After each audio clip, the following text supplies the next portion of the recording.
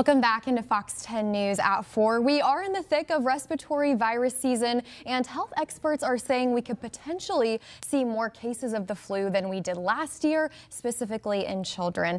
Now, here to talk about what you need to look for is Dr. Jessica Kirk, a pediatrician with Thomas Hospital. Dr. Kirk, thank you so much for being here today. Thank you for having me. Yeah, so as we know, the holidays are a fun time for many of us, but also sicknesses spread a lot quicker during this time of year. Why is flu season prominent this time of year? So there's two main factors. There's the weather with winter coming, and cold air and dry air really promote the spread of viruses. So that's working against us.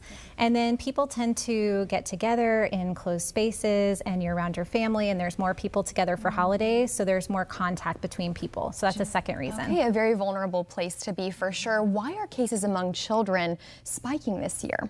So we have the benefit of being able to look at what the Southern Hemisphere did earlier in their flu season, and we can kind of tell what kind of flu season it's going to be. And based on our friends in the Southern Hemisphere, it looks like it's going to be a longer, bit more severe flu season for us, just based on the strains that we're seeing.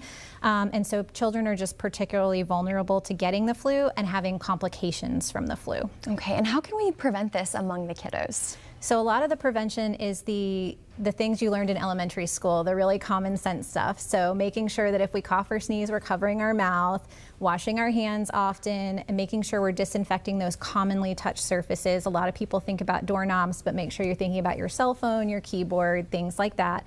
But the number one thing we can do to prevent the flu is to actually give the flu vaccine. And there's a ton of benefits to doing that, especially in children. I think adults need all of those reminders too, as well, not just kiddos.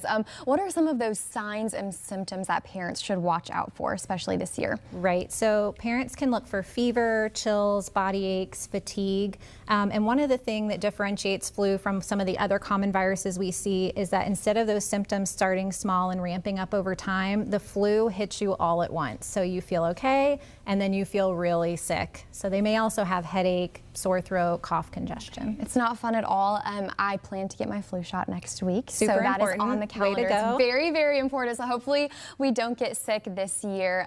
Again, flu vaccine, very important. Very important. What would you say is the peak flu season?